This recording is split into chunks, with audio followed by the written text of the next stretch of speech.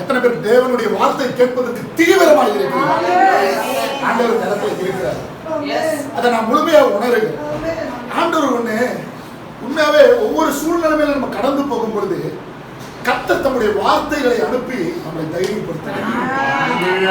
நான் உண்மையாவே போன வாரம் சனி ஞாயிறு 2 நாள் ட்ரிப் போயிருந்தேன்.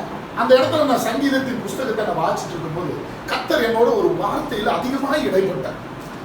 அப்போ சரி ஓகே, நான் இவங்க நேற்று 2 நாளைக்கு முன்னாடி நீ மெசேஜ் கொடுத்துரு அப்படின்னும் போது அப்புறம் அதை குறித்து நான் தியானிக்கும் பொழுது கர்த்தர் சொன்ன காரியங்கள் சிலது நமக்கு அது கஷ்டமா இருக்கும், சிலது அது நமக்கு ஆசீர்வாதமாக இருக்கும். ஆனா தேவன் இந்த நாளில நம்மோடு பேசுவாராக. எல்லாரும் நம்முடைய வேதத்தை சங்கீதத்தின் புஸ்தகம் 132ஆம் சங்கீதம் 17ஆம் வசனத்தை வாசிங்க. அங்கே தாவீதுக்காக ஒரு கொம்பை முளைக்கப்படுவேன், நான் அபிஷேகம் பண்ணுவித்தவனுக்காக ஒரு விளக்கை ஆயத்தம் பண்ணினேன். அல்லேலூயா, அல்லேலூயா. நல்லா கவனிங்க. அங்கே தாவீதுக்காக ஒரு கொம்பை முளைக்க பண்ணுவேன், நான் அபிஷேகம் பண்ணினவனுக்காக ஒரு விளக்கை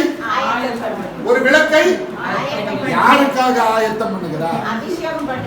நல்லா சொல்லுங்க, என்னோட சேர்ந்து நீங்க பேசுங்க. யாருக்காக ஆயத்தம் பண்ணுகிறார்? அபிஷேகம் பண்ணப்பட்டவர்களுக்காக கர்த்தர் விளக்கை ஆயத்தம் பண்ணுகிறார். இந்த அதிகாரத்தை நீங்க வாசிக்கும் பொழுது நிறைய அந்த இந்த அதிகாரத்தை நீங்க வாசிக்கும் போதே பாத்தீங்கன்னா முதலாவது வசனம் கர்த்தாவே தாவீதையும் அவனுடைய சகல உபத்திரத்தையும் நினைத்தருளும். 10வது வசனத்துல போட்டிருக்கு உமது தாசனாகிய தாவீதை நிமித்தம். இங்க பாருங்க, அங்கே தாவீதுக்காக ஒரு கொம்பை கர்த்தர் முளைக்க பண்ணுகிறார். அப்ப முளைக்க பண்ணுகிற கர்த்தர் தாம் அபிஷேகம் பண்ணினவனுக்காக ஒரு விளக்கை என்ன பண்ணுகிறார்? ஆயத்தம் பண்ணுகிறார். அப்ப நல்லா கவனிங்க, தேவன் யாரை அபிஷேகம் பண்ணுகிறார் அதுதான் நம்ம பார்க்க போறோம். அப்ப நமக்கென்று ஆயத்தம் பண்ணப்பட்டிருக்கிற என்ன விளக்கு, அது எதை நமக்காக கர்த்தர் ஆயத்தம் பண்ணி வைத்திருக்கிறார் என்பதை இந்த நாளில நாம் தியானிக்க போகிறோம். அப்ப வேதத்துல பாருங்க, இஸ்ரவேல் ஜனங்கள் வேதத்துல நம்ம நிறைய வாசிக்கும் பொழுது கர்த்தர் ஒவ்வொருத்தரையும் ஒவ்வொரு விதமாக நடத்துகிறார். அப்ப கர்த்தரால் முன்குறிக்கப்பட்டவர்கள் இருக்கிறாங்க, கர்த்தரால் அழைக்கப்பட்டவங்க இருக்கிறாங்க, கர்த்தரால் தெரிந்து கொள்ளப்பட்டவர்கள் இருக்கிறார்கள், கர்த்தரால் அனுப்பப்பட்டவர்கள் இருக்கிறார்கள், கர்த்தரால் முத்திரிக்கப்பட்டவர்கள் இருக்கிறார்கள். ஆனால் கர்த்தரால் அபிஷேகம் பண்ணப்பட்ட ஒரு கூட்டம் இருக்கிறது. இத்தனை பேர் இருந்தாலும் கர்த்தருக்காக அபிஷேகம் பண்ணப்பட்ட ஒரு குடும்பத்தை கர்த்தர் தெரிந்து கொள்கிறார். அல்லேலூயா சொல்லுங்க. அல்லேலூயா சொல்லுங்க. எத்தனை பேர் சொல்றீங்க நான் கர்த்தரால் அபிஷேகம் பண்ணப்பட்டேன் என்று எத்தனை பேர் சொல்றீங்க? நல்லா தைரியமா சொல்லுங்க. நான் தேவனால் அபிஷேகம் பண்ணப்பட்டிருக்கிறேன். அப்ப தேவன் இஸ்ரவேல் ஜனங்களை வழிநடத்தி வரும் பொழுது எல்லாரும் அவருடைய பார்வையில ஜனங்கள் தான், எல்லாரும் அவருடைய பிள்ளைகள் தான், எல்லாரும் தேவனை ஆராதிக்க தான் கடந்து வருகிறார்கள். ஆனால் அந்த கூட்டத்தின் நடுவிலே கர்த்தர் தமக்காக ஒரு கூட்டத்தை தெரிந்து கொள்கிறார். கர்த்தர் தமக்காக ஒரு கூட்டத்தை தெரிந்து கொள்கிறார். அப்ப நீங்க யாரை தெரிந்து கூட்டம் எப்படிப்பட்ட ஒரு கூட்டம் என்று நீங்க வேதத்துல நீங்க வாசித்து பார்க்கும் பொழுது கர்த்தர் யாரை அபிஷேகம் பண்ணுகிறார் என்றால் ஆசாரியர்களை அபிஷேகம் பண்ணுகிறார். இரண்டாவதாக தேவன் தீர்க்கதரிசிகளை அபிஷேகம் பண்ணுகிறார். மூன்றாவதாக தேவன் ராஜாக்களை அபிஷேகம் பண்ணுகிறார். அல்லேலூயா சொல்லுங்க. யாரால அபிஷேகம் பண்ணுகிறாரு? ஆசாரியர்கள். அப்ப இந்த 3 பேரை இவங்க எல்லாரும் தேவனுடைய பிள்ளைகள் தான். இஸ்ரவேல் ஜனங்கள் எல்லாரும் தேவனுடைய ஜனங்கள் தான். ஆனா இந்த ஜனங்கள் மத்தியில் ஒரு கூட்டத்தை வேறு இருக்கிறார், ஒரு கூட்டத்தை தனிமைப்படுத்துகிறார். என்ன அப்படிங்க? எது அவர்களை தனிமைப்படுத்துது என்ன என்றால் அவருடைய அபிஷேகம் நம்மை தனித்துவமாக காட்டுகிறது. அப்ப கர்த்தருடைய அபிஷேகம் என்பது உங்களுக்குள் இருக்கும் பொழுது நீங்கள் வேறு விரிக்கப்பட்டவர்கள். எல்லாரும் ஆண்டவர் ஆராதிக்கிறவங்க தான், எல்லாரும் தேவனை தொழுது கொள்கிறவர்கள் தான். ஆனால் எல்லாரும் தேவனுக்கு உண்டான காரியங்களை செய்தாலும் கர்த்தர் தமக்காக ஒரு கூட்டத்தை தெரிந்து கொண்டார். அவர்கள் அபிஷேகம் பண்ணப்பட்ட கூட்டம். அல்லேலூயா, அல்லேலூயா. அப்ப நீங்களும் நானும் அவருடைய பார்வையிலே அபிஷேகம் பண்ணப்பட்டவர்கள். அவர் அதற்காக நம்மை பிரித்து எடுத்திருக்கிறார். நீ அபிஷேகம் பண்ணப்பட்டிருக்கிற. அப்ப இந்த வேத வசனத்தை அடுத்து வாசிங்க. இந்த ஆசாரியனை குறித்து நம்ம பார்க்கும் பொழுது யாத்ராகமும் 30:30 சொல்லப்பட்டிருக்கிறது. ஆரோன், நீங்க வசனங்களை நோட் பண்ணிக்கங்க, அப்புறம் நீங்க போய் வீட்டுல போய் பாருங்க. ஆரோனும் அவன் குமாரரும் எனக்கு ஆசாரிய ஊழியம் செய்யும்படி நீ அவர்களை அபிஷேகம். ஆரோனும் அவன் குமாரரும் எனக்கு ஆசாரிய ஊழியம் செய்யும்படிக்கு நீ அவர்களை அபிஷேகம் பண்ணி அவர்களை பரிசுத்தப்படுத்துவாயாக. நல்லா கவனிங்க. ஆசாரிய ஊழியம் என்பது என்ன அப்படின்னா, தேவன் என்ன அப்படின்னா எல்லாரும் ஆராதிக்கிறவர்கள் தான். ஆனால் தேவனுக்கும் மனுஷனுக்கும் மத்தியில் நிற்பவன் தான் அந்த ஆசாரியன். அல்லேலூயா. அப்ப தேவனுக்கும் மனிதர்களுக்கும் எல்லாரும் நம்ம தேவனை ஆராதிக்கிறோம். ஆனா மத்தியில ஒருத்தன் தேவை, அவன் தான் ஆசாரியன். அந்த ஆசாரியன் எப்படிப்பட்டவனாக இருக்க வேண்டும் என்றால் அவன் அபிஷேகம் பண்ணப்பட்டவனாக இருக்க வேண்டும். இன்னைக்கு நீங்களும் நானும் தேவனுடைய பார்வையில ஆசாரியர்களாக இருக்கலாம். ஆனால் கர்த்தருடைய அபிஷேகம் என் மேல இருக்குதா அப்படின்றத நம்ம யோசிச்சு பார்க்கிறோம். நாம் சிந்தித்து பார்க்கிறோம். அந்த வேதம் சொல்லுகிறது, மோசேக்கு ஆண்டவர் சொல்றாரு, நீ அவனை அபிஷேகம் பண்ணி அவனை பரிசுத்தப்படுத்து அப்படின்றாரு. யாத்ராகமம் 28:41 வசனத்துல வாசிச்சு பாருங்க. பொதுவாக ஆசாரிய ஊழியம் பார்க்கும்போது அவங்க என்ன பண்ணுவாங்க அப்படின்னா, அவங்களை அபிஷேகம் பண்ணுவாங்க, அவங்களை பிரதிஷ்டை பண்ணுவாங்க, அவங்களை பரிசுத்தப்படுத்துவாங்க. அப்ப இந்த நாளில் இந்த அபிஷேகமும் பரிசுத்தமும் என்ற எப்பயுமே பாருங்க இசைந்து வர செயல்படக்கூடியதாக இருக்கிறது. அப்ப நீங்க பரிசுத்தமா இருக்கணுமா, அபிஷேகம் இருந்தாதான் இருக்க முடியும். நீங்க அபிஷேகத்தோட இருக்கணுமா, பரிசுத்தம் இருந்தாதான் அபிஷேகம் இருக்கும். எத்தனை பேர் அதை நம்புறீங்க? எத்தனை பேர் அதை விசுவாசிக்கிறீங்க? அப்ப இது இரண்டும் ஒன்றோடு ஒன்று கனெக்டிவிட்டியா தான் இருக்குது. அப்ப பரிசுத்தம் இல்லாமல் அபிஷேகம் இல்ல, அபிஷேகம் இல்லாம பரிசுத்தம் இல்ல. அப்ப இந்த ஆசாரிய ஊழியம் செய்வதற்காக கர்த்தர் ஆரோன் குடும்பத்தாரை தேர்ந்தெடுத்து அவர்களை அபிஷேகிக்கிறார். அடுத்ததாக பாருங்க, 1 ராஜாக்கள் 19, 15, 16 வசனங்களை வாசிங்க. 1 ராஜாக்கள் 19ஆம் அதிகாரம் 15, 16. அப்பொழுது கர்த்தர் அவனை பார்த்து, நீ தமஸ்குவின் வழியாய் வனாந்தரத்துக்கு திரும்பி போய் ஆசகேலை சீரியாவின் மேல் ராஜாவாக அபிஷேகம் பண்ணி பின்பு நிம்சியின் குமாரனாகிய யெகூவை இஸ்ரவேலின் மேல் ராஜாவாக அபிஷேகம் பண்ணி ஆபேல் மெகோலா ஊரான சாப்பாத்தின் குமாரனாகிய எலிசாவை உன் ஸ்தானத்திலே தீர்க்கதரிசியாக அபிஷேகம் பண்ணு. நல்லா கவனிங்க. யேசபேலுக்கு பயந்து இந்த எலியா ஓடுகிறாரு. ஓடும்போது கர்த்தர் ஒரு வேலை கொடுக்கிறார் இந்த எலியாக்கு. என்ன அப்படின்னா, நீ சீரியா ராஜாவை அபிஷேகம் பண்ணணும், இஸ்ரவேல் ராஜாவை அபிஷேகம் பண்ணணும், எலிசாவை தீர்க்கதரிசியாக அபிஷேகம் பண்ணணும். அப்ப இங்க பாருங்க, இவர்கள் 3 பேரும் அப்ப ஆசாரியர்களாக அபிஷேகம் பண்ணப்படுகிறார்கள், ராஜாக்களாக அபிஷேகம் பண்ணப்படுகிறார்கள், தீர்க்கதரிசிகளாக அபிஷேகம் பண்ணப்படுகிறார்கள். அப்ப தீர்க்கதரிசிகளாக அபிஷேகம், தீர்க்கதரிசனம் பாத்தீங்கன்னா அபிஷேகம் பெற்றவங்களும் சொல்லியிருக்கிறாங்க, அபிஷேகம் பெறாதவங்களும் தீர்க்கதரிசனம் சொல்லியிருக்காங்க என்று வேதத்துல நம்ம பார்க்கிறோம். அப்ப இவங்களுக்கும் நமக்கு ஒரு வித்தியாசம் இருக்கு. என்ன அப்படின்னா, கர்த்தருடைய வார்த்தை தெளிவாக உங்கள் மத்தியில வரும் என்றால் அது தேவனால் அபிஷேகம் பண்ணப்பட்ட தீர்க்கதரிசியின் மூலமாக தான் வரும். அப்ப தேவன் இந்த மூன்று கூட்டத்தாரை கர்த்தர் அபிஷேகம் பண்ணுகிறார். அப்ப இந்த 3 கூட்டத்தாரை அபிஷேகம் பண்ணும் பொழுது, அப்ப இந்த அபிஷேகத்தை குறித்து நம்ம பார்க்கும் பொழுது அது ஒரு அற்புதமானது. எல்லாரும் நம்மளுடைய வேதத்தை 1 சாமுவேலின் புஸ்தகம் 16ஆம் அதிகாரத்துல எடுத்து வைத்துக் கொள்ளுங்க. அப்ப இந்த அபிஷேகத்தின் வழியில ஒவ்வொருவரும் நாம் கடந்து செல்லுகிறோம். நம்ம சொல்லுகிறோம் தேவனால் அபிஷேகம் பண்ணப்பட்டிருக்கிறோம் என்று நம்ம சொல்லுகிறோம். அப்ப 1 சாமுவேல் 16ஆம் அதிகாரம் 11, 12, 13 வசனங்கள் வாசிங்க. உன் பிள்ளைகள் இவ்வளவுதான் என்று ஈசாயை கேட்டார். அதற்கு அவன், இன்னும் எல்லாருக்கும் இளையவன் ஒருவன் இருக்கிறான், அவன் ஆடுகளை மேய்த்துக் கொண்டிருக்கிறான் என்றான். அப்பொழுது சாமுவேல் ஈசாயை நோக்கி, ஆள் அனுப்பி அவனை அழைப்பி அவன் இங்கே வருமட்டும் நான் பந்தியிருக்க மாட்டேன் என்றான். ஆள் அனுப்பி அவனை அழைப்பித்தான். அவன் சிவந்த மேனியும் அழகிய கண்களும் நல்ல ரூபமுள்ளவனுமாயிருந்தான். அப்பொழுது கர்த்தர், இவன் தான், நீ எழுந்து இவனை அபிஷேகம் பண்ணி என்றார். அப்பொழுது சாமுவேல் தைல கொம்பை எடுத்து அவனை அவன் சகோதரர் நடுவில் அபிஷேகம் பண்ணினார். அந்நாள் முதற்கொண்டு கர்த்தருடைய ஆவியானவர் தாவீதின் மேல் இறங்கி இருந்தார். கர்த்தருடைய ஆவியானவர் அவன் மேல் வந்து இறங்கி இருந்தார். அல்லேலூயா. நல்லா கவனிங்க. ஈசாய்க்கு 8 பசங்க இருக்கிறாங்க. 7 பேரை சாமுவேலுக்கு முன்னாடி காட்டுறாங்க.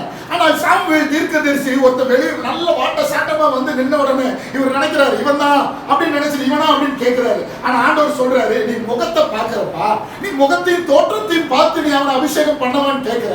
ஆனா நான் அவனுடைய இருதயத்தை நான் பார்க்கிறேன். அங்க பாத்தீங்கன்னா இந்த தகப்பனானவன் இவனை அவன்கிட்ட காட்டவே இல்லை.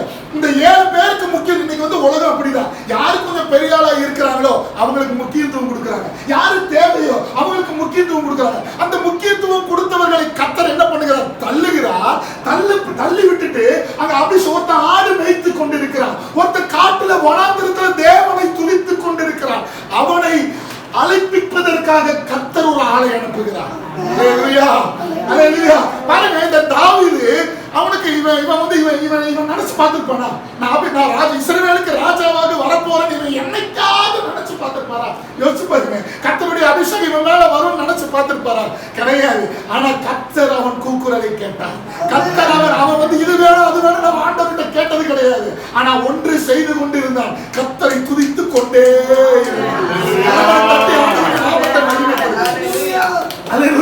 அப்ப நீங்கள் ஒரு கூட்டம், இந்த கூட்டம், இந்த நம்மளுடைய குடும்பம் கர்த்தரை துதித்துக் கொண்டே இருக்கும் பொழுது கர்த்தர் நம்மை அபிஷேகம் பண்ணுகிறார். கர்த்தர் நம்மளை என்ன பண்ணுகிறார்? அபிஷேகம் பண்ணுகிறார். யாரும் உங்களை கனப்படுத்தல, யாரும் உங்களை முன்னுரிமை கொடுக்கல நினைக்காதீங்க. கர்த்தர் உங்களை பார்த்துக்கிட்டு இருக்கிறார். கர்த்தருடைய கண்கள் உங்க மேல நோக்கமா இருக்கிறது. பாருங்க, அபிஷேகம் பண்ணப்பட்ட மனிதன் அங்க இருந்து அவன் எங்கேயோ இருக்கிறான். உடனே இவன் போய் ஆரம்பிச்சு, இந்த கதையெல்லாம் உங்களுக்கு தெரியும். வந்த உடனே கர்த்தர் அபிஷேகம் பண்ணுகிறார். அபிஷேகம் பண்ணப்பட்ட உடனே கர்த்தர் அவன் மேல் வந்து இறங்குகிறார். அல்லேலூயா. அப்ப அந்த நம்பிக்கை உங்களுக்கு வேணும். உங்க மேல யார் இருக்கிறா? உங்க கூட யார் இருக்கிறா? நீங்க எந்த சூழ்நிலையில கடந்து சென்றாலும் உங்க கூட யார் இருக்கிறா என்றா, அப்பா எங்க அப்பா இருக்கிறாரா? இல்ல. அம்மா இருக்கிறாங்களா? கவலை இல்ல. என் கூட ஒருத்தர் இருக்கிறார். என் ஆண்டவராக இயேசு கிறிஸ்து என்னை அபிஷேகம் பண்ணினவர் என்னை நடத்தி கொண்டிருக்கிறார். ஆண்டவர் இந்த வார்த்தையில என்ன பயங்கரமா கொண்டு போனாரு. அப்ப இந்த அபிஷேகம் பண்ணப்பட்ட மனிதன் பாத்தீங்கன்னா இவன் மேல அபிஷேகம் வந்துருச்சு. ஆனா சவுலை விட்டு கர்த்தர் விலகி போயிட்டாரு. ஒருத்தன் மேல அபிஷேகம் வரும் பொழுது இன்னொருத்தங்கிட்ட இருந்த அபிஷேகம் போயிருச்சுங்க. ஆனா இதெல்லாம் இந்த சம்பவத்தை நீங்க வாசிக்கும் பொழுது எல்லாமே வெளியரங்கமாவே நடக்கிறது. எதுவுமே மறைமுகமா நடக்கல. சவுலுக்குள்ள ஒரு பொல்லாத ஆவி அவனை வந்து ஆட்கொண்டுச்சு. அவன் ஒரு ராஜா. அந்த ராஜா ஒரு தேசத்தை ஆளுகிற ராஜாவை பிசாசானவன் ஆண்டு கொண்டிருக்கிறான். அந்த பிசாசானவனை விடுதலையாக்க வேண்டும் என்று இவங்க சொல்றாங்க. அப்ப சவுலோட கூட இருக்கிற வேலைக்காரன் என்ன பண்ணுகிறான்னா, அந்த ராஜாவே இந்த மாதிரி ஒருத்தர் இருக்கிறா, அவன் எல்லாத்திலையும் தேறினவன். அந்த வசனத்தை வாசிங்க. சுரமண்டலத்தை வாசிக்கிறதில் தேறின ஒருவனை தேடும்படிக்கு எங்கள் ஆண்டவனாகிய நீர் உமக்கு முன்பாக நிற்கிற உடைய அடியாருக்கு கட்டளையிடும். அப்பொழுது தேவனால் விடப்பட்ட பொல்லாத ஆவி உம்மேல் இறங்குகையில் அவன் தன் கையினால் அதை வாசித்தால் உனக்கு சௌக்கியம் உண்டாகும் என்றார்கள். நல்லா கவனிங்க. அப்ப இந்த சவுலின் மேல இருக்கிற ஒரு ஆவியை விரட்டுறதுக்கு ஒரு அபிஷேகம் பண்ணப்பட்ட மனிதன் தேவை. தாவீதை குறித்து மற்றவன் ஒருவன் சாட்சி சொல்லும் பொழுது அவன்கிட்ட கொண்டு போகும் பொழுது இவனுடைய ஆவி என்ன பெற்று அவனை விட்டு நீங்களாக்கி. அப்போ உங்களுக்குள்ள இருக்கிற அபிஷேகம் என்ன செய்யும்னா, நமக்கு விரோதமாக யார் எழும்பினாலும், நமக்குள்ள பிசாசானவன் கிரியை செய்தாலும், சத்துருடைய போராட்டங்கள் வழியாக நம்ம கடந்து சென்றாலும் இந்த அபிஷேகம் என்ன செய்கிறது? அதை நிர்மூலமாக்குகிறது. அந்த அபிஷேகம் உங்களுக்குள்ள இருக்கணும். ஆனா இந்த தாவீது நல்லா பாருங்க, அவன் ரொம்ப இந்த அபிஷேகத்திற்கு பயப்படுகிறவனா இருந்தான். அபிஷேகத்தை கனம் பண்ணுகிறவனா இருந்தான். ஆனா இந்த சவுல் என்ன பண்றான் தெரியுமா? இவனை விடாம துரத்திக்கிட்டே இருக்கிறான். இவனை கொல்லணும், இவனை சாகணும் அப்படின்னு நினைக்கிறான். இவனை எப்படியாவது கொன்று போடணும். இன்னைக்கு உங்களையும் என்னையும் பிசாசானவன் நினைக்கலாம், இவனை எப்படியாவது அழிச்சிடணும்டா, இவனை எப்படியாவது கொன்றணும் அப்படின்னு நினைக்கலாம். ஆனா கர்த்தருடைய அபிஷேகம் என் மேல இருக்கிறது. கர்த்தருடைய அபிஷேகம் நம்ம மேல இருக்கிறது. அப்ப வேதம் சொல்லுகிறது, சவுல் விடாமல் தரத்துறான். இவன் எங்கெல்லாம் போறானோ அங்கெல்லாம் ஆள் அனுப்பிச்சு இவன் பாக்குறான், டே அவன் எங்க இருக்கிறான் பாரு, அவனை போட்டு தள்ளிடலாம், எல்லாம் பண்ணிடலான்னு இருக்கிறான். ஆனா இவன் கர்த்தர் அவனோடு இருந்ததினால கர்த்தர் அவனை விட்டு விலகிட்டாரு. இவன் கூட கர்த்தர் இருந்ததினால கர்த்தர் இவனை சத்துருடைய கைகளுக்கு நீங்களாக்கி ரட்சித்தார். அல்லேலூயா. தேவனால் அபிஷேகம் பண்ணப்பட்டவங்க. நல்லா கவனிங்க, அந்த அபிஷேகம் ஒண்ணு இல்லை அப்படின்னா நீங்களும் நானும் இந்த இடத்துல இருக்க வேண்டியது. நம்மளாம் என்னைக்கே செத்து போயிருப்போங்க, நம்ம என்னைக்கோ மாட்டு போயிருப்போம். அந்த அபிஷேகம் நம்மளை தைரியப்படுத்துகிறது. அவன் நம்மளை திறந்துதான் செய்வான். அவன் ஆனா இங்க பாருங்க, சவுல இவனை திறந்துக்கிட்டே வரான். ஆனா இங்க தாவீது முன்ன போய் போய் போய் என்ன பண்றானா, ஆண்டவர்கிட்ட கேட்டு கேட்டு கேட்டு ஒவ்வொருத்தனையா நிர்மூலம் பண்ணிக்கிட்டே வரான். இவன் பின்னாடி திறத்துகிறவனை பார்க்கல, இவன் தேவ சத்தத்தை முன்னாக இருந்து கேட்டுக்கொண்டு விசாரித்து என்று நிறைய இடத்துல நீங்க வாசிப்பீங்க.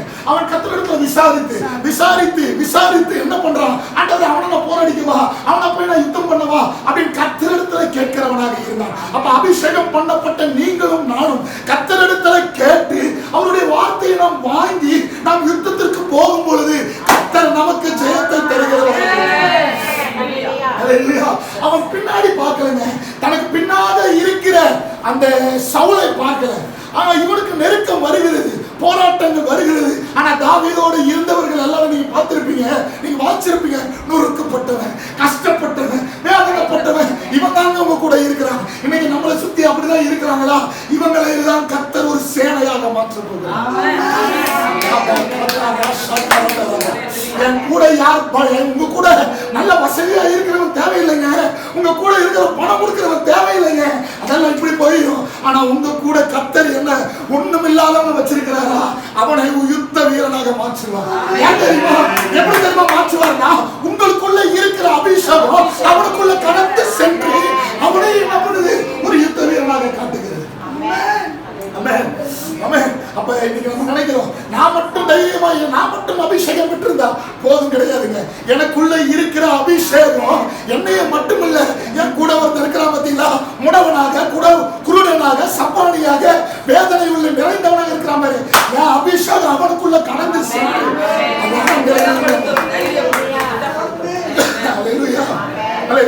ஆனா இந்த தாவீது தன்னுடைய அபிஷேகத்துல ரொம்ப ஜாக்கிரதையா இருந்தான். வேதத்தை வாசிச்சு பாருங்க.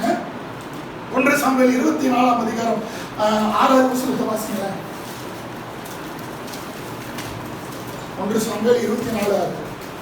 அவன் அந்த மனுஷனை பார்த்து, கர்த்தர் அபிஷேகம் பண்ணின என் ஆண்டவன் மேல் என் கையை போடும்படியான இப்படிப்பட்ட காரியத்தை நான் செய்யாதபடிக்கு கர்த்தர் என்னை காப்பாராக, அவர் கர்த்தரால் அபிஷேகம் பண்ணப்பட்டவர் என்று சொல்லி தன் மனுஷரை சவுலின் மேல் எழும்பப்பட்டாமல் இவ்வார்த்தைகளினால் அவர்களை தடை பண்ணினான். சவுல் எழுந்திருந்து கெபியை விட்டு வழியே நடந்து போனான். இந்த சம்பவம், இவன் அபிஷேகம் பண்ணப்பட்ட மனிதன், அபிஷேகம் ஒருத்தன் இழந்துட்டான். சவுல் கிட்ட தேவனுடைய அபிஷேகம் இழந்து போயிடுச்சு. ஆனா இவன் பாருங்க, அந்த அபிஷேகத்தை கனப்படுத்தினதுனால அவன் அபிஷேகம் பண்ணப்பட்டவன், ஆண்டவர் அவன் கூட இல்லாம இருந்தாலும் ஒரு காலத்துல அவன் அபிஷேகம் பண்ணப்பட்டவன் அப்படின்னு நினைச்சு அவன் மேல கை போடாதபடிக்கு இவன் தன்னை காத்துக்கொண்டான். அல்லேலூயா. சங்கீதம் 105:15 சொல்லப்பட்டிருக்கு, நான் அபிஷேகம் பண்ணினவர்களை நீங்கள் தொடாமலும் என்னுடைய தீர்க்கதரிசிக்கு தீங்கு செய்யாமலும் இருங்கள் என்று வேதம் சொல்லுகிறது. அப்ப அந்த வசனத்திற்கு சரி, இவன் தேவனால் அபிஷேகம் பண்ணப்பட்ட மனிதன் என்று இவன் அறிந்திருந்ததுனால இவன் இந்த சவுல் இந்த தாவீது சவுலுக்கு விரோதமாக தன் கையை எடுக்கவே இல்லை. 2 வாட்டி அவனை மரணத்துக்கு ஒப்பு கொடுத்தார். 2 வாட்டி சவுலை தாவீது கரத்தில் ஒப்பு கொடுக்கிறார். ஆனா அவன் சொல்றான், நான் அவனை கொன்றக்கூடாது, ஆண்டவரே என்னை காத்துக்குங்க, அவன் எப்படியோ போய் சாகட்டும். இன்னைக்கு நம்ம அந்த இடத்துல இருந்தோம்னா என்ன நினைச்சப்ப யோசிச்சு பாருங்க. அந்த அதிகாரத்துல நீங்க அடுத்து 29:6 போட்டிருக்கு. அப்படி 26:9 தாவீது அபிசாயை பார்த்து அப்படி போட்டிருக்கு. அந்த அபிசாயும் கூட இருக்கிற தாவீது கூட இருக்கிற அவன் சொல்றான், அந்த சவுல 2 குத்து குத்தாம ஒரே குத்தா குத்தி நான் கொன்றவன் அப்படின்னு கேட்கறான். ஆனா அவன் சொல்ற ஒரு பதில் பாருங்க, அதை வாசி பாருங்க, அதை வாசிங்களேன். அவரை கொல்லாது கர்த்தர் அபிஷேகம் பண்ணினவர் மேல் தன் கையை போட்டு குற்றமில்லாத போகிறவன் யார்? தேவனால் அபிஷேகம் பண்ணப்பட்டவன் மேல கையை போட்டுட்டு குற்றம் இல்லாமல் இருப்பவன் யார் என்று வேதம் சொல்லுகிறது. அப்ப தாவீது ரொம்ப ஜாக்கிரதையா இருந்தான். ஏன் அப்படின்னா அவன் கூட கர்த்தர் இருக்கிறாரோ இல்லையோ, ஆனா நான் என்ன பண்ண மாட்டேன், உனக்கோட சொல்லுங்க, ஆனா தொட மாட்டேன். ஆனா நம்ம அப்படி நினைக்கிறது இல்லையே.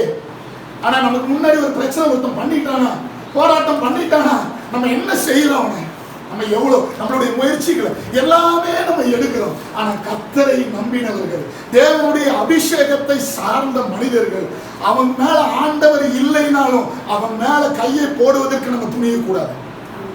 அந்த அபிஷேகத்திற்கு உண்டான பயத்தை நீங்க அப்படிதான் வெளிப்படுத்த முடியும், அப்படிதான் உங்களால காட்ட முடியும். அப்ப தேவனால் அபிஷேகம் பண்ணப்பட்ட ஒரு மனிதன் அவன். சவுல் கிட்ட ஆண்டவர் அவனை விட்டு விலகிட்டார். பொல்லாத ஆவி அவனை ஆட்கொண்டு இருக்கின்றது எல்லாருக்குமே தெரியும்.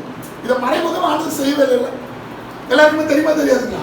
அந்த பிசாசானவன் அவனை ஆட்கொண்டு இருக்கிறான். அவன் இவனை தாவீதை விரட்டிட்டு போறான். யோனத்தான் சொல்றான், டேய் அப்பா நீ ஓடி போய், ஏன்னா இது எல்லாருக்குமே தெரிஞ்சு அவனை பிசாசு ஆட்கொண்டு இருக்கிறான். ஆனா பிசாசினால் ஆட்கொள்ளப்பட்டு இருந்தாலும் தாவீது தேவனுடைய அபிஷேகத்தை கனப்படுத்தினதினால, தேவனுடைய அபிஷேகத்திற்கு பயந்ததினால, தேவனுடைய அபிஷேகத்திற்கு முக்கியத்துவம் கொடுத்ததினால அவன் அவர் மேல கையை போட அவன் ஆண்டவர்கிட்ட கேட்கிறான், ஆண்டவர் என்னை காத்துக்கொள்ளுங்க. அந்த குற்றத்தை சுமப்பவன் யார் என்று சொல்லுறான்.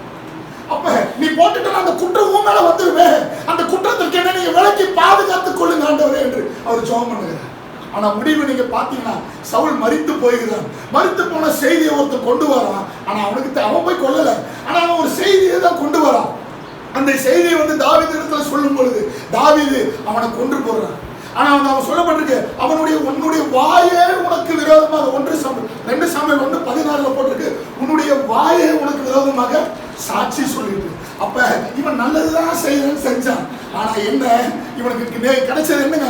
மரணம். ஆனா இன்னைக்கு நம்மளும் அப்படிதான் நினைப்போம், ஆண்டவரே நான் நல்லதான் செய்யறேன், நான் நல்லதான் பண்றேன் அப்படின்னு நினைப்போம். ஆனா அது கர்த்தருடைய பார்வையில, அபிஷேகம் பண்ணப்பட்டவனுடைய ஒரு பார்வையில அது குற்றமாக இருக்குது, அது தவறாக இருக்குது. அதற்கு முடிவை பார்த்தீங்கன்னா மரணத்தை கொடுக்கிறான். ஆனா அவன் ஒரு ஏதாவது பரிசு கிடைக்கும்னு அவன்கிட்ட போனான். மரணத்தை எதிர்பார்க்கல. அவன் மரணத்தை எதிர்பார்க்கல. ஆனா அந்த மரணம் அவனுக்கு நேரிட்டது. ஏன்னா நீ என்னமோ பண்ண, அவன் சொன்னாலும் நீ கடைசி நேரத்தில் ஏதோ பண்ணிட்டே.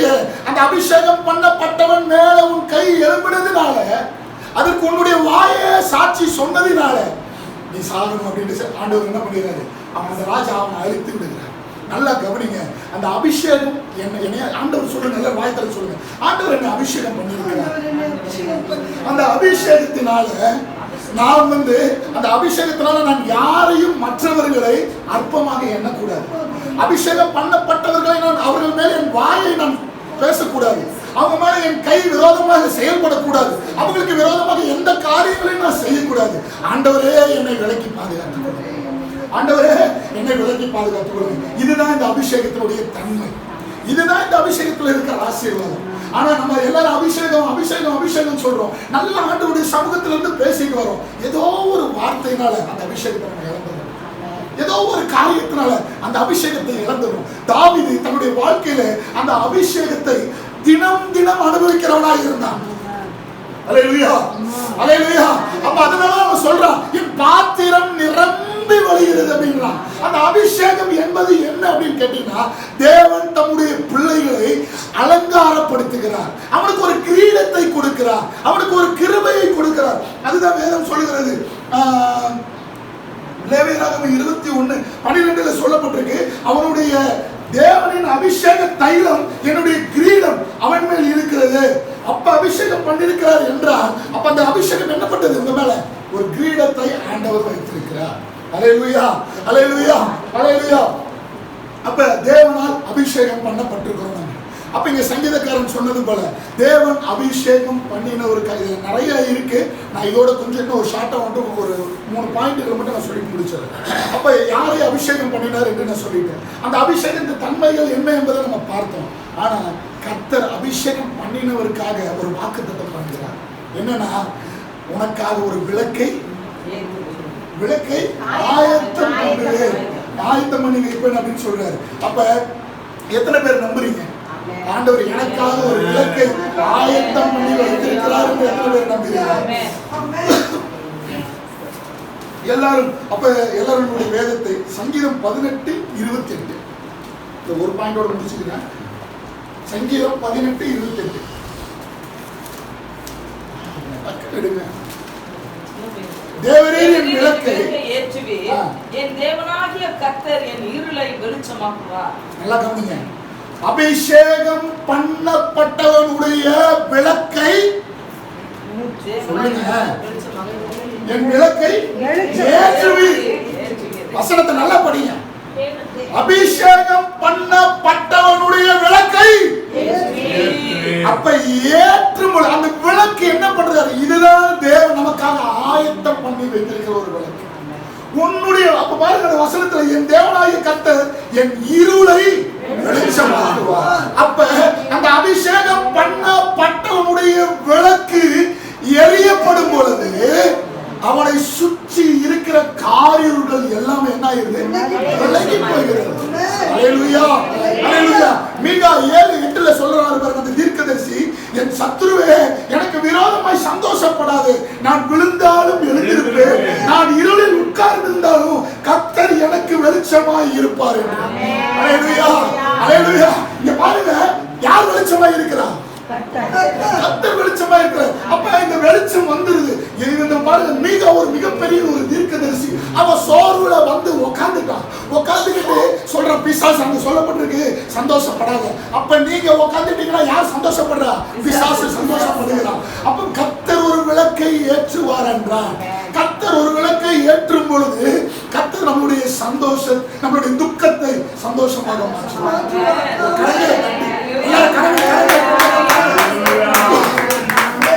பாருங்க, அப்ப ஒரு யோகம் இந்த மீகா தீர்க்கதரிசியுடைய வாழ்க்கையில சோர்வு வந்துருச்சுங்க. அவருடைய வாழ்க்கையில அந்த சோர்வு வந்து உட்கார்ந்துட்டான். உட்கார்ந்த உடனே அவன் கர்த்தரை நோக்கி அவன் பாடும்போது, எல்லாருடைய தீர்க்கதரிசி இந்த வேதத்துல நீங்க வாசிச்சு பாருங்க, மிகப்பெரிய பெரிய ஊழியக்காரர்களுடைய வாழ்க்கையில, தீர்க்கதரிசிகளுடைய வாழ்க்கையில, தேவனால் நடத்தப்பட்டவர்களுடைய வாழ்க்கையில ஒரு சோர்வு அவர்களை உட்கார பண்ணிட்டு, எலியா உட்கார பண்ணிட்டு, யோனாவை உட்கார பண்ணிட்டு, அப்ப இவங்களுக்குள்ள ஒரு சோர்வுகள் வந்த உடனே என்ன பண்ணிருதுன்னா, அவங்களால எழும்ப விடாதபடி அவங்க அந்த இடத்துல உட்கார்ந்துடுறாங்க. அங்க அந்த இடத்துல அவங்க உட்கார்ந்துருக்கும் அவங்களால இவங்கெல்லாம் தேவனுக்கு கர்த்தர் தெய்வம் என்று நிரூபித்தவன் எலியா. கர்த்தருக்காக அவன் சொல்றான், கர்த்தருக்கு முன்பாக நிற்கிறவன் என்று பல இடத்துல சொல்றாரு. எப்பா, எல்லாம் நிற்கிறவனாக இருந்தாலும் அவனுடைய வாழ்க்கையில ஒரு சோர்வு அவனை உட்கார பண்ணிட்டு. இன்னைக்கு உங்களுடைய வாழ்க்கையில என்னுடைய வாழ்க்கையிலும் எத்தனை சோர்வுகள் நம்மளை எழும்ப விடாதபடி உட்கார வைக்கிறது. யோசிச்சு பாருங்க. யோனா வந்து நினிவேவை அழிக்க போறதாக நினைச்சிட்டு இருக்கலாம். ஆனா கர்த்தர் அதை காப்பாத்துறாரு. இதை இவனால தாங்க முடியாம இவன் என்ன பண்றானா, ஒரு கொட்டாயை ஒண்ணு ரெடி பண்ணிட்டு அது கீழே போய் உட்காந்துட்டான்.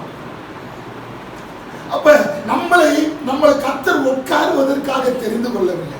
கர்த்தருடைய அபிஷேகம் உங்க மேலையும் என் மேலையும் இருக்கும் பொழுது கர்த்தர் விளக்கை ஏற்றி அந்த என்ன பண்றாரு, இருளை விலக செய்கிறார்.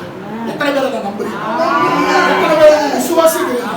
அப்ப பாருங்க, அந்த இருள் கடந்து போகிறது. அப்ப உடனே இவன் சொல்றான், டேய் நீ சந்தோஷப்படாத, பிசாசே நீ சந்தோஷப்படாத, இது உனக்கு நிரந்தரம் அல்ல, நீ களி கூறாத. ஏன் என்றால் கர்த்தர் எனக்காக ஒரு விளக்கை ஏற்றுகிறார். அந்த விளக்கு ஏற்றப்பட்டு இருக்கும் பொழுது என்னுடைய களிப்புகள், என்னுடைய சந்தோஷங்கள், அவனுடைய துக்கத்தை, அவனுடைய சந்தோஷத்தை எல்லாம் துக்கமாக மாற்றுகிறார். நம்மளுடைய துக்கத்தை எல்லாம் சந்தோஷமாக மாற்றுகிறார். அல்லேலூயா, அல்லேலூயா. எத்தனை பேர் நம்புறீங்க கர்த்தர் விளக்கை ஏற்றுகிறார்? நான் சுருக்கமா இது பாயிண்ட்ஸ் மட்டும் தான் சொல்றேன். விளக்கங்கள் எனக்கு சொல்லுங்க நேரம் இல்லை. 2 பாயிண்ட் தான் முடிச்சிருக்கேன். ரெண்டாவதாக ஆண்டவர் வந்து தம்முடைய பிள்ளைகளுக்கு விளக்கை எப்படி ஆயத்தம் பண்ணுகிறார் அப்படின்னு பாத்தீங்கன்னா, எடுங்க எல்லாரும் நம்மளுடைய வேதத்தை யோவான் எழுதின புஸ்தகம் 5ஆம் அதிகாரம் 35வது வசனம். அவன் எரிந்து பிரகாசிக்கிற விளக்காய் இருந்தான், நீங்களும் சில காலம் அவன் வெளிச்சத்திலே கலிகூற மனதாய் இருந்தீர்கள் என்று வேதம் சொல்லுகிறது. நல்லா கவனிங்க. அவன் எரிந்து பிரகாசிக்கிற விளக்காய் இருந்தான். அப்ப இந்த யோவானை குறித்து இங்க சொல்லப்பட்டிருக்கிறது. யோவான் எப்படிப்பட்டவனாய் இருக்கிறார்? எரிந்து பிரகாசிக்கிறவனாய் இருந்தான்.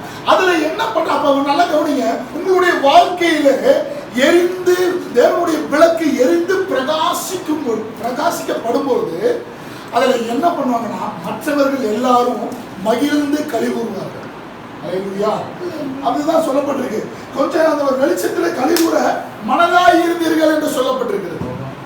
அப்ப தேவன் நம்மளுடைய விளக்கை ஏற்றும் பொழுது நாம் எரிந்து பிரகாசிக்கிறவர்களாய் இருக்கிறோம். லூக்கா 1:14 சொல்லப்பட்டிருக்கு, உனக்கு சந்தோஷமும் மகிழ்ச்சியும் உண்டாகும், அவன் பிறப்பின் நிமித்தம் அநேகர் சந்தோஷப்படுவார்கள் என்று. யோவானுடைய காரியத்தை அவன் பிறப்பதற்கு முன்பாகவே கர்த்தர் தீர்க்கதரிசனமாக சொல்லுகிறார். அல்லேலூயா, அல்லேலூயா. அப்ப தேவன் நம்மளை என்ன பண்றாருன்னா, நமக்குள்ள அந்த வெளிச்சமானது எரியப்படும் பொழுது, நமக்குள்ள அந்த பிரகாசம் இருக்கும் பொழுது, அந்த சந்தோஷம் நம்ம மட்டும் இல்ல, நம்மளும் சந்தோஷப்படுகிறோம், நம்ம நிமித்தம் மற்றவர்களும் சந்தோஷப்படுகிறார். அப்ப யோவானுடைய அந்த அவன் பிறக்கிறதுக்கு முன்னாடி அவன் பிறக்க போறான்ற செய்தியை கேட்ட உடனே அவங்க சந்தோஷப்பட்டாங்க. அவன் பிறந்த உடனே அவன் நிமித்தம் எல்லாரும் சந்தோஷப்பட்டாங்க. அப்ப தேவனுடைய வெளிச்சம் உங்களுடைய வாழ்க்கையில எரியப்படும் பொழுது கர்த்தர் என்னையும் சந்தோஷமா வச்சிருப்பாரு, என் குடும்பத்தையும் சந்தோஷமா வச்சிருப்பாரு, என்னை சுற்றி இருக்கிறவங்களை சந்தோஷமா வச்சிருப்பாரு. மூன்றாவது ஒரு விளக்கை ஆயத்தப்படுத்துகிறார். அதை எல்லாரும் லூக்கா எழுதின சுவிசேஷம் 8ஆம் அதிகாரம் 16-17 சொல்லப்பட்டிருக்கிறது. ஒருவனும் விளக்கை கொளுத்தி அதை பாத்திரத்தினாலே மூட மாட்டார்கள். படிக்கிறீங்களா? விளக்கை கொளுத்தி அதை ஒரு பாத்திரத்தினாலே மூடவும் மாட்டான், கட்டிலின் கீழே வைக்கவும் மாட்டான். உள்ளே பிரவேசிக்கிறவர்கள் அதை வெளிச்சத்தை காணும்படிக்கு அதை விளக்கு தண்டின் மேல் வைப்பான். வெளியரங்கமாகாத ரகசியமும்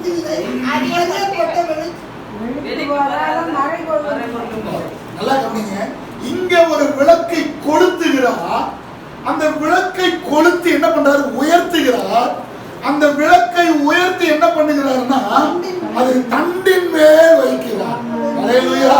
அப்ப ஒரு விளக்கான தேவனால் அபிஷேகம் பண்ணப்பட்டவனுடைய விளக்கு கொளுத்தப்படுகிறது, உயர்த்தப்படுகிறது, தண்டின் மேல் வைக்கப்படுகிறது. அப்ப தண்டின் மேல் வைக்கப்படும் பொழுது அங்க வெளிச்சம் வருது. அந்த வெளிச்சம் எப்படிப்பட்டதா இருக்குதுன்னா, வெளியேறதும் உள்ள இருக்கிறதெல்லாம் வெளியே தெரியுது, வெளியே இருக்கிறதெல்லாம் உள்ள தெரியுது. அல்லேலூயா. அப்ப இந்த வெளிச்சம் மறைபொருள்களை வெளிப்படுத்துகிறது. அல்லேலூயா. இப்ப இந்த வீட்டுக்குள்ள லைட்டை போட்டுட்டு ஜன்னல் வழியா பார்த்தா எல்லாமே தெரியும். அப்ப இந்த வீட்டுக்குள்ள அப்ப அந்த விளக்கானது ஏற்றி அந்த தண்டில் மேல் வைக்கப்படும் பொழுது அது அந்தரங்கமான காரியங்களை கர்த்தர் வெளியரங்கமாக்குகிறார். அப்ப வேதத்துல சொல்லப்பட்டிருக்கிறது, ஆண்டவர் ஜெபம் பண்றதுக்கு ஒருத்தர் கற்றுக் கொடுக்கிறார். சொல்லும் பொழுது சொல்றாரு, நீங்க அந்தரங்கத்தில் இருக்கிற என்ன நோக்கி கூப்பிடுங்க அப்படின்றார். நாம ஜெபம் பண்ண கூட்டம் தான், நம்ம தான தர்மங்கள் பண்ண கூட்டம் தான், நம்ம மற்றவர்களுக்கு உதவி செய்தவர்கள் தான். ஆனா பலன் இல்லை. ஆனா பலன் இல்லை அப்படின்னு நம்ம நினைக்கிறோம். கர்த்தருடைய விளக்கு ஏற்றப்படும் பொழுது, கர்த்தர் உங்கள் வீட்டில் தேவனால் அபிஷேகம் பண்ணப்பட்ட விளக்கு எரியப்படும் பொழுது கர்த்தர் அந்தரங்கமான காரியங்களை ஒரு நாள் வெளியரங்கமாக கொண்டு தேவன் உடைய அபிஷேகம், தேவனால் அபிஷேகம் பண்ணப்பட்டது. நான் சொன்னது போல மறுபடியும் நான் ஒரு வாட்டி சொல்றேன், கர்த்தரால் அபிஷேகம் பண்ணப்பட்ட கூட்டம் யார் என்றால் ஆசாரியர்கள், தீர்க்கதரிசிகள், ராஜாக்கள். அப்ப அவர்களுக்கு அந்த அபிஷேகத்தினுடைய தன்மைகள், ஒரு அந்த தேவனுடைய அபிஷேகத்தில் நம்ம மேல இருக்கும் பொழுது நமக்கு அந்த அபிஷேகம் பண்ணப்பட்டனால நம்ம கை போடாதபடிக்கு அந்த அபிஷேகம் நம்மை பாதுகாத்துக்கணும். அந்த அபிஷேகத்தின்படி நம்ம நடத்தப்படுவோம். தாவீது எப்படி அந்த அபிஷேகத்தை கனப்படுத்தினானோ, அந்த அபிஷேகத்திற்கு எப்படி பயந்தானோ, அதே போல நம்ம இருக்கிறோம். அப்ப தேவனால் அபிஷேகம் பண்ணப்பட்ட மனிதருக்கு கர்த்தர் ஒரு விளக்கை ஏற்றுகிறார், விளக்கை ஆயத்தம் பண்ணி வைத்திருக்கிறார் என்று வேதம் சொல்கிறது. அப்ப என்ன மாதிரியான விளக்குகளை ஆயத்தம் பண்ணியிருக்கிறார் என்ற கர்த்தர் ஒரு விளக்கை ஏற்றும் பொழுது என் இருளெல்லாம் என்னை கர்த்தர் என் விளக்கை ஏற்றும் பொழுது என் நிமித்தம் அநேகர் சந்தோஷப்படுவார்கள். கர்த்தர் என் விளக்கை ஏற்றும் பொழுது என் மறைபொருள்கள் எல்லாம் வெளியரங்கமாகவும், வெளியரங்கமானது எல்லாமே அந்தரங்கமாகவும் காணப்படும். நீங்க கவலைப்படாதீங்க. நான் எவ்வளவோ செஞ்சிருக்கிறேங்க, ஆனா கர்த்தர் பார்த்திருக்கிறார். நான் ஜெபம் பண்ணி இருக்கிறேன், நான் அந்தரங்கத்துல என் தேவனை நோக்கி நான் கூப்பிட்டு இருக்கிறேன், நான் அழுது இருக்கிறேன், நான் கதறி இருக்கிறேன். ஆனா கவலைப்படாதீங்க, ஆண்டவர் அதை பார்த்திருக்கிறார். ஒரு நாள் வெளியே கொண்டு வருவார், ஒரு நாள் வெளியே கொண்டு வருவார். சில வீடுகள்ல இவங்களுக்கு தெரியாம அவங்களுக்கு தெரியாம இவங்க செய்வாங்க. ஆனா எல்லாத்தையும் கர்த்தர் ஒரு நாள் வெளியரங்கமாய் கொண்டு வருவார். உண்மை என்னைக்குமே சாகிறது கிடையாது. உண்மையை கர்த்தர் வெளியரங்கமாக்குவார், பொய்யை அபத்தமாக்கி போடுவார். இதுதான் இந்த நாளில் தேவன் நம்மளோடு பேசின வார்த்தைகள். எல்லாரும் ஆண்டவருடைய சமூகத்துல கர்த்தர் என்னோடு, நீங்க எத்தனை பேர் நம்புறீங்க ஆண்டவர் நம்மளோட பேசினாரு, ஆண்டவருடைய வார்த்தைகளோடு உண்டாயிருக்கிறார், எத்தனை பேர் நம்புறீங்க? எல்லாரும் ஆண்டவருக்கு கரங்களை தட்டி அவருடைய நாமத்தை அவர் பரிசுத்தப்படுத்த